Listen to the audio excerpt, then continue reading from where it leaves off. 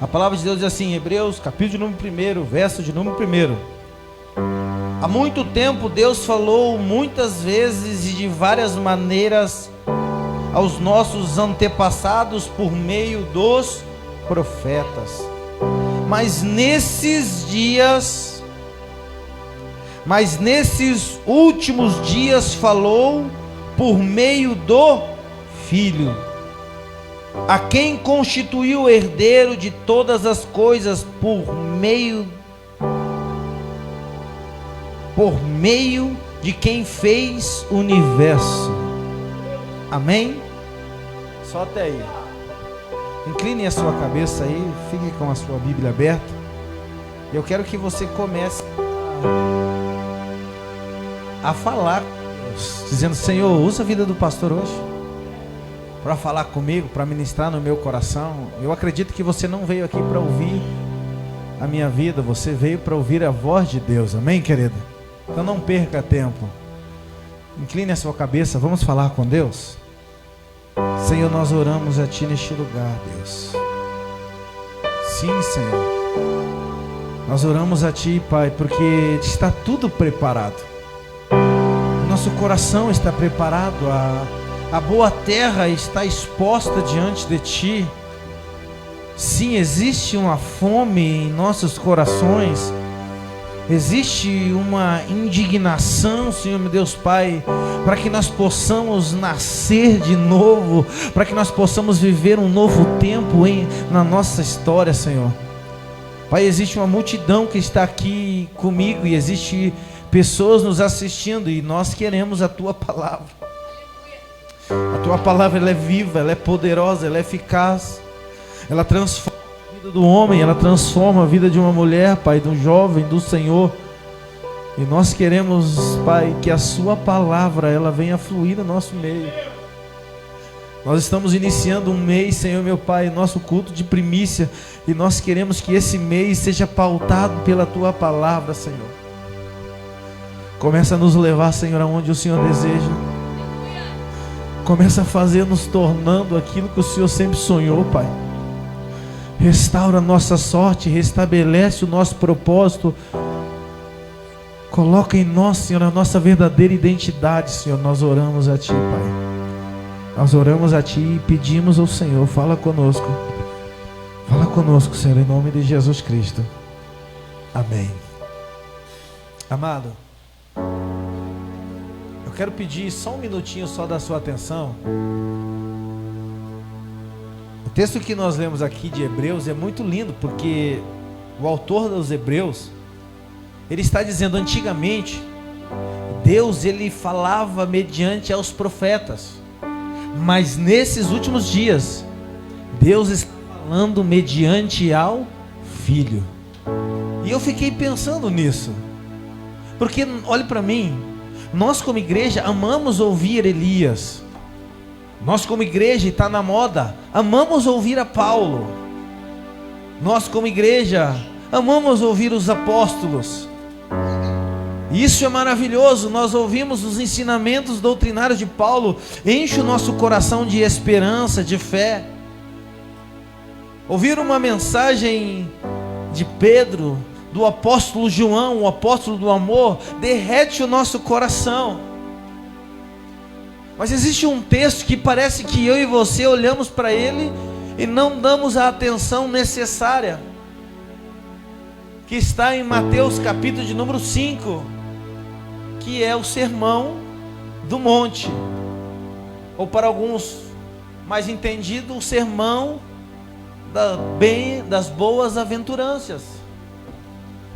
E esse sermão, o sermão de Mateus capítulo de número 5, é o sermão de Jesus para nós.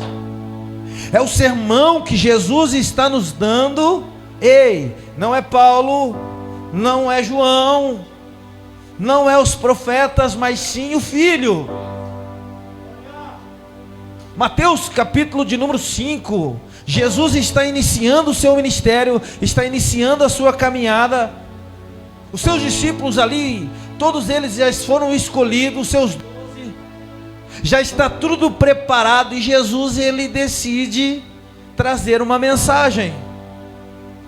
Jesus, ele decide o seu coração trazer uma mensagem, e essa mensagem não é qualquer mensagem. Mateus capítulo de número 5, a mensagem que ele traz aos nossos corações, ela transforma a nossa cosmovisão, ela muda o nosso entendimento, porque Mateus capítulo de número 5, irmãos, ele traz o padrão que nós temos que viver no reino de Deus. Olha para essa pessoa que está do seu lado assim: Mateus capítulo de número 5 é o padrão de que como você tem que viver o reino de Deus. Jesus, ele reúne todo mundo ali na beira do mar da Galileia, e ele decide trazer uma mensagem ao coração daqueles homens. E essa mensagem dele não é qualquer um que está falando, querido, é o próprio Jesus que está estabelecendo ao nosso coração. E nós olhamos a mensagem de muitos dentro da palavra e passamos desapercebido a mensagem do mestre. Mas a mensagem de Jesus ali, no capítulo de número 5 de Mateus, querido, ele está basicamente estabelecendo a constituição do reino de Deus. Como nós, brasileiros, temos a nossa Constituição, e sobre ela nós obedecemos as leis, o reino de Deus, ele tem a sua Constituição, as suas leis, os seus mandamentos, que são o Sermão do Monte. E olhe para mim, nós como crente não olhamos para o sermão como ele deveria ser olhado. Nós como crente não observamos o sermão da maneira que ele deveria ser observado. E Jesus, ele com o teu coração queimando, ele inicia o seu sermão, o Sermão do Monte. Mateus capítulo de número 5, abre lá comigo a sua Bíblia. Mateus capítulo 5. Ele inicia assim, verso de número 1. Jesus, vendo as multidões subindo a um monte, e assentando-se os seus discípulos, aproximou-se dele. E Jesus, abrindo a boca, ensinava, dizendo: a primeira bem-aventurança que ele diz: bem-aventurados os pobres em espírito, pois dele é o reino de Deus. E ele continua: bem-aventurados que choram, porque eles serão consolados. Bem-aventurados humildes, porque herdarão a terra. Bem-aventurados que têm fome e sede de justiça, porque serão fartos. Bem-aventurados os misericordiosos, porque alcançarão misericórdia. Bem-aventurados os limpos de coração, porque verão a Deus. Bem-aventurados os pacificadores, porque serão chamados filhos de Deus. Bem-aventurados os que sofrem perseguições por causa da justiça, porque deles é o reino dos céus. Bem-aventurados sois vós, quando vos insultares e perseguires e mentires, e disserem todo mal contra vós, porque por minha causa. Exultai e alegrai-vos sobremaneira, pois esplêndida é a vossa recompensa no céu, porque assim perseguirão os profetas e que viverão antes de vós. Olhe para mim. A primeira sessão desse sermão, Jesus não está nem um pouco preocupado em dar missão para mim e para você que seja fora de nós mesmos. A primeira ideia do sermão de Jesus, sabe o que é? É tratar dentro do seu coração.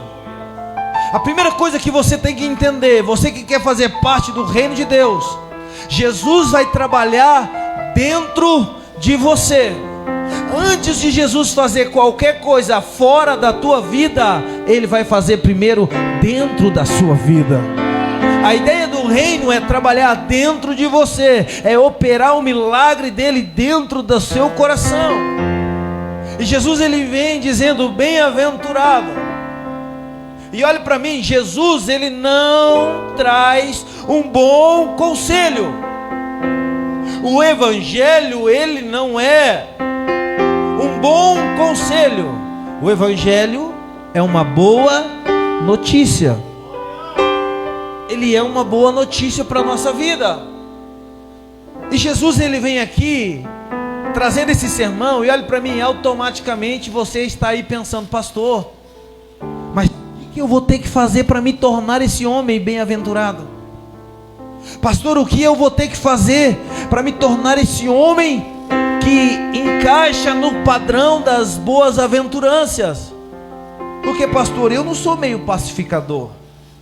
Pastor, eu não sou nem manso. Pastor, eu nem gosto muito desse negócio de pobre. Aí nós ficamos olhando, e o que nós temos que fazer para tentar se adaptar? Ei, olhe para mim, Jesus aqui, ele não está dizendo o que você tem que fazer. Jesus está dizendo quem você é. Sério, pastor? Sim. Ele está dizendo: bem-aventurado és vós. Ele não está dizendo que você tem que ser essa pessoa. Ele está dizendo que você é essa pessoa. Ele está dizendo que você é essa pessoa que tem todas essas características que eu acabei de ler aqui dentro do Sermão do Monte. Olhe para mim, para que você possa entender. Quem já viu aquele filme do Mowgli? O Mowgli, o menino lobo. Alguém já viu isso? Eu já vi. Isso é do nosso tempo, pastor? Nós somos meio velhos. Acho que os jovens, os mais adolescentes nem sabem, né? O Mowgli, o menino lobo. Aquele menino que foi largado na floresta. E ele foi criado por lobos. Você já viu essa historinha? Se eu não me engano, isso é uma história indiana. E Mowgli, quando ele foi largado na floresta, os lobos que ali o criaram ele como menino lobo. Ele era um lobo, ele corria como lobo, ele comia como lobo, ele caminhava como lobo. A vida dele, ele era um lobo.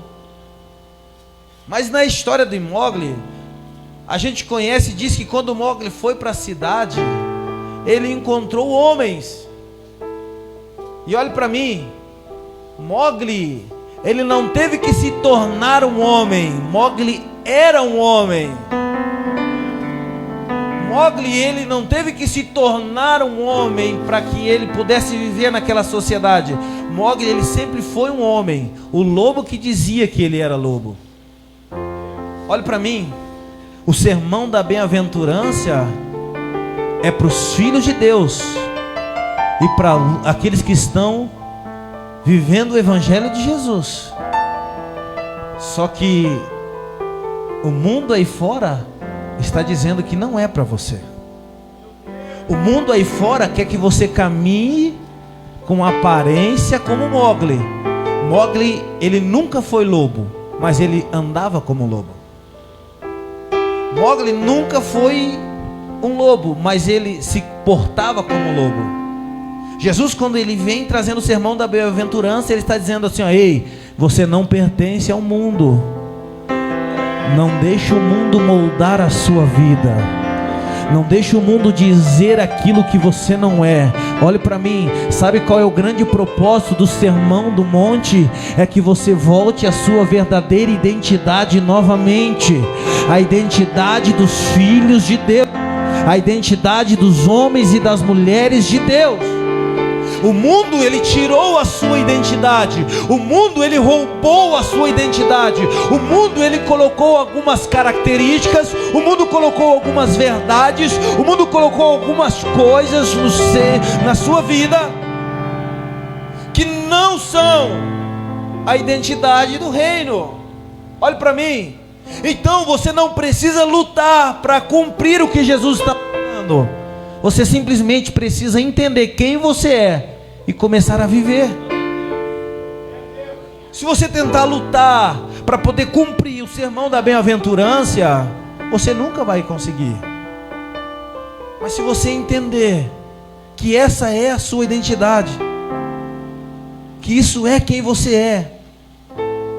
Ele diz assim, bem-aventurados que choram, porque serão consolados. Ele não está dizendo que você tem que se tornar, ele está dizendo que você é. O problema é que você foi moldado em um padrão que não é o reino de Deus.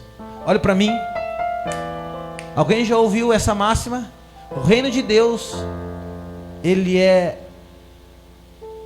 o contrário das coisas do mundo. O reino de Deus, ele está na contramão das coisas do mundo. Ei, olha para mim. Não é o reino que está à contramão, é o mundo que está distorcido, querido. O reino continua sempre da mesma forma. Foi o mundo que distorceu mediante ao pecado. A Bíblia diz assim, bem-aventurados os pobres de espírito, porque deles é o reino dos céus. Sabe o que Jesus está querendo dizer? Bem-aventurado é aqueles que encontram o seu verdadeiro tesouro. E o seu verdadeiro tesouro não é a riqueza dessa terra, não é os dinheiros, não é mamon. A sua verdadeira riqueza é o Pai. Porque todas as outras coisas para ele não interessam, ele se torna até pobre para aquilo. Ele continua dizendo assim: bem-aventurados que choram, porque serão consolados. Olha para mim. Nós que vivemos no reino de Deus, nós que caminhamos no reino de Deus, nós não nos conformamos com esse mundo. Nós choramos por esse mundo ainda. Nós sentimos náuseas por este mundo. E sabe o que ele está dizendo? Bem-aventurado aqueles que choram, porque eles serão consolados. Olha para mim. Nós choramos ainda porque vemos um pecador internado ao pecado. Só que sabe o que está acontecendo? Lá fora está dizendo, não, está tudo certo. Jesus, ele está trabalhando dentro de você, para que você restabeleça a sua identidade, quem você é. E olhe para mim, você é filho amado de Deus. Você é o filho amado de Deus. E você tem que começar a compreender que o sermão da bem-aventurança é para você. É bem-aventurado, é feliz aquele que vive dessa forma, é feliz aquele que caminha desse jeito, é feliz aquele que tem uma vida dessa maneira. Bem-aventurados os humildes, porque deles herdarão a terra. Aleluia.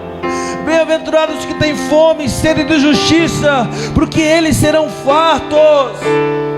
Enquanto o mundo está manifestando a injustiça, nós manifestamos a justiça do reino de Deus. E eu não luto para viver uma vida justa, eu nasci para viver uma vida justa, querido.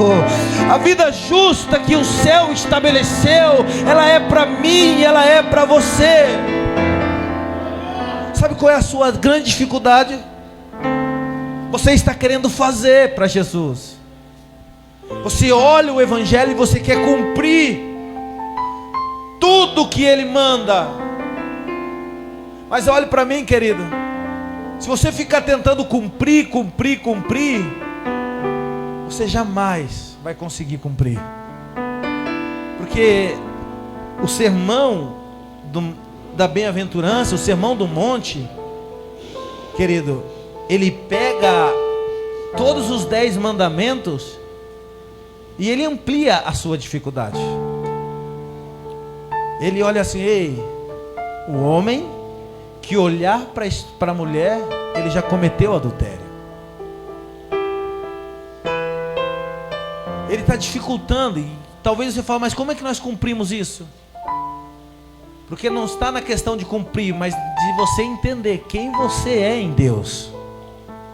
Se você compreender a sua identidade em Jesus, você vai olhar para os mandamentos do reino de Deus e você vai falar: eu entendi quem eu sou no reino de Deus. Eu sou essa pessoa que pode viver isso. Eu sou essa pessoa que pode cumprir isso. Olha para mim. Nós somos crente moderno, parede preta, pastor com barba. Mas irmãos, o evangelho não mudou ainda, querido. Ele exige da minha vida e da sua vida uma vida separada, uma vida de entrega e de compromisso, uma vida que nós se posicionamos. Olhe para mim, no Sermão do Monte você vai encontrar o padrão de um discípulo que Jesus espera. Você vai encontrar o padrão de um discípulo que Jesus espera. Você vai encontrar ali naquele sermão, querido. Você vai começar a compreender. E no Sermão do Monte, olhe para mim, a vida que ele exige minha e sua é uma vida radical. Olhe para essa pessoa que está do seu lado assim: a vida que Jesus espera é uma vida radical. É radical, querido. Não adianta você vir aqui, não, pastor, mas agora vocês são modernos, agora vocês são chique, está tudo tranquilo. Não, olhe para mim, o evangelho não mudou ainda. O evangelho continua da mesma forma. Você tem que ser intenso na presença dele. Não existe espaço para um ambiente raso, é uma intensidade. Ele olha e diz para os discípulos: ei, bem-aventurado. Ele começa a trabalhar dentro do homem. Olhe para mim, se o evangelho não está trabalhando dentro do seu coração, isso não é o evangelho que você está ouvindo. Porque as boas novas de Jesus, ela mexe dentro de você. Ela faz você sair numa crise profunda, dizendo: eu preciso ser mudado. Nós não aceitamos, irmão, sair do mesmo jeito, querido. Olha para essa pessoa que está dizendo assim: não aceite sair daqui essa noite da mesma forma. Nós não aceitamos. Para nós gera uma indignação no nosso coração. Você fala: não, eu preciso fazer diferente. Eu preciso viver uma vida diferente. Ei, querido, uma vida sem propósito é uma vida não vivida. Você tem que começar a viver a sua vida com um propósito. E qual é o propósito, pastor? O propósito do reino de Deus. Jesus está trabalhando nessa igreja, irmãos. E eu nunca vi algo tão poderoso acontecendo no nosso meio. Olhe para mim. Jesus está trabalhando no nosso coração. E há 5, 6 anos atrás o Senhor me deu uma revelação. E Ele falava comigo: eu vou virar a chave no coração de algumas pessoas. E eu vou virar a chave e você vai ver o que eu vou fazer a partir daí. Olhe para mim, há 5 anos atrás o Senhor virou no meu coração. E eu orava, e eu orava, e eu orava. E parece que nada acontecia. Eu dizia: Senhor, o Senhor falou que ia virar essa chave. O Senhor falou que ia ativar o coração de pessoas. Mas eu não estou enxergando. Mas olha, irmãos, eu conversava com a pastora Giza e o Senhor começava a no meu coração. E sabe o que eu estou vendo? Que um senso de urgência, uma indignação, algo acontecendo de novidade está acontecendo com um ou outro dentro dessa igreja. Eu não sei como está o seu coração, se a chave já virou aí. Ei, se a chave ainda não virou, ela vai virar e você vai começar a ressignificar esse evangelho. Eu não sei como está sendo o seu entendimento, como está sendo a sua vida, mas eu quero perguntar aqui: tem alguém aqui dentro que a chave está sendo virada no teu coração nesses dias? Que você está se conformando, que você está indignado consigo mesmo? Eu quero saber se eu estou pregando para a igreja certa. Erga a tua mão aí e comece a sentir a presença de Deus. Você que está entendendo o poder desse evangelho, você que está entendendo tudo isso que está acontecendo, sim, Jesus está virando uma chave dentro de você nesses dias. Onde está aqueles que a chave está sendo virada aí? Onde está aqueles que não estão aceitando viver uma velha vida? Onde está aqueles que estão preparados a viver uma nova vida, uma nova história? Sim, Jesus quer virar a chave no teu coração. Secreto, aos teus pés me rendo, pois a tua glória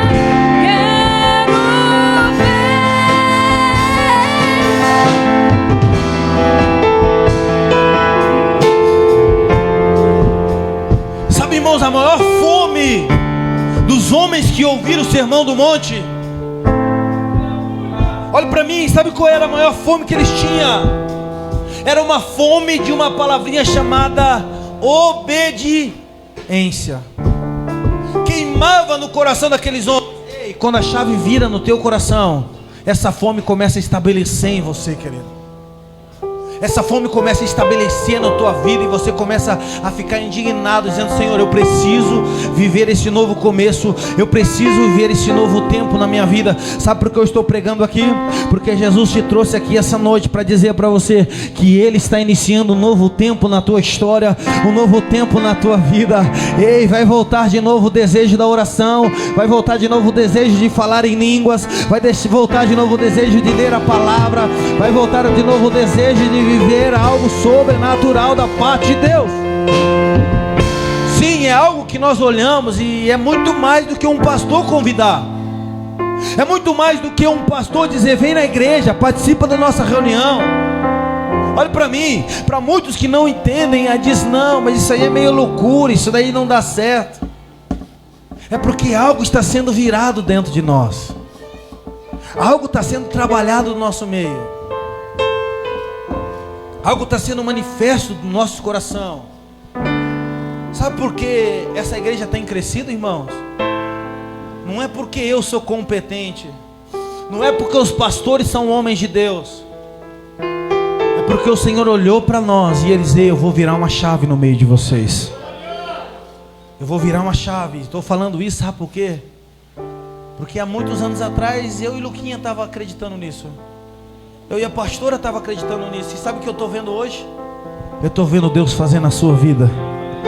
Eu estou vendo Deus te dar uma fome que você não teve. Eu estou vendo Deus te dar, querido, a presença dEle, algo, uma experiência que você nunca teve. Olha para mim, Jesus fez isso com os discípulos. Eu já vou terminar aqui porque estou indo longe demais. Ele trabalhou dentro, e o Senhor tem trabalhado dentro de nós. E quando Ele profundamente dentro dos discípulos, aí Ele começou a fazer por fora, aí Ele começou a operar por fora, aí Ele começou a trabalhar por fora, aí Ele começou a operar grande milagre por fora. E olha para mim, Jesus, Ele começou a operar, Ele começou a trabalhar dentro dos discípulos, e depois Ele passou para fora. Olha para essa pessoa que está do seu lado assim: a partir de agora Deus vai começar a trabalhar por fora. Talvez você: agora que eu vou ganhar meu carro, agora que eu vou ficar milionário. Olha para mim, sabe qual é o método que Jesus usa para fora? Ele diz assim, ó, verso de número 13: vós sois o sal da terra, mas se o sal perder o seu sabor, como que de para nada mais presta, senão para se lançar fora e ser pisado pelos homens. Mas ele continua dizendo: vós sois a luz do mundo. Uma cidade edificada sobre um monte não pode ser escondida. Sabe o que Jesus está dizendo? Eu trabalhei dentro de vocês, e agora eu estou dando a missão de vocês. Os primeiros versículos do Sermão do Monte, Ele trabalha dentro do homem. Os próximos versículos, Ele está dando o destino do homem. Ele está dizendo: você é o sal da terra, cara. Você é a luz desse mundo, cara. Você é aquele que vai fazer diferença, cara. Olha para mim, nenhuma revelação que Deus te dá é para você mesmo. A revelação que Deus te dá é para transformar as pessoas que são ao seu redor, querido. Se Deus está te entregando revelação e você está achando que está ficando espiritualzão, uau, você está enganado. A revelação que Deus está te dando, ela tem um propósito. E sabe qual é esse propósito? Você ser o sal da terra e você ser a luz do mundo. Você começar a brilhar aonde jamais imaginou. Vocês estão me entendendo? Eu poderia ficar pregando o Sermão do Monte aqui, só estou nos primeiros capítulos, mas eu não tenho mais tempo, querido. Olhe para mim, família, filhos do reino, nós estamos em noite de ceia, amém? Deus está te dando revelações aqui neste lugar, não tem? O Senhor tem te levado a um nível mais profundo, não tem? O Senhor tem feito algo incrível na sua vida, não tem? O Senhor tem feito você viver algo sobrenatural, amém, igreja?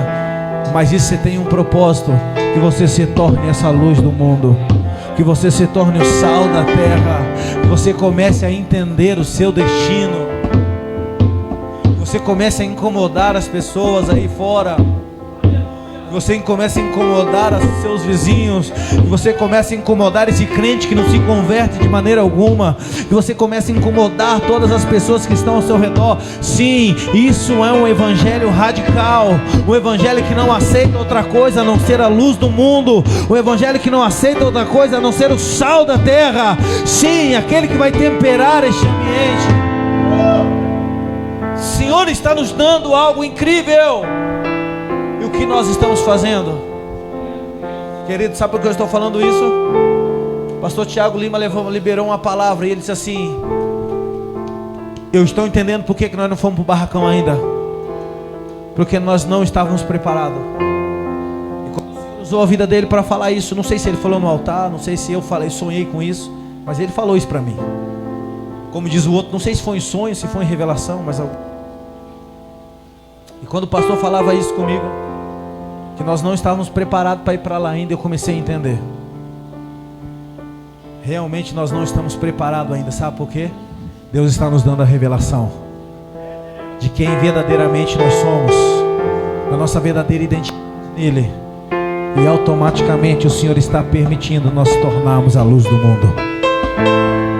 Eu quero que você se coloque de pé aqui nessa noite.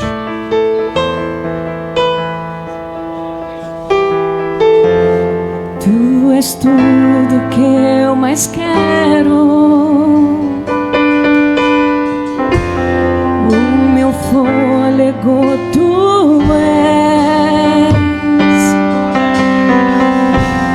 Em teus braços é o meu lugar. Estou aqui. Cante conosco. Estou aqui. Cante a Ele.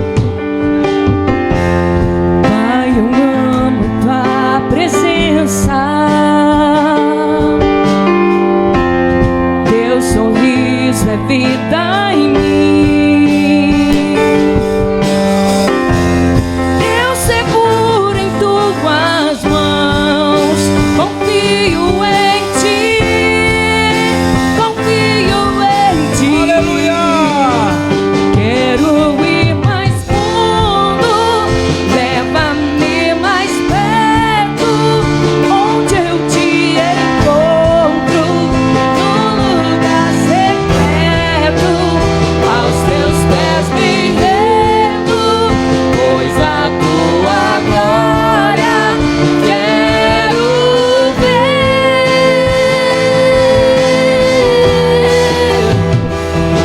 Tudo que eu mais quero é te ver, me envolva com tua glória e poder. Tua majestade é real, tua voz ecoa em meu ser. Tudo que eu mais quero é te ver, Sim!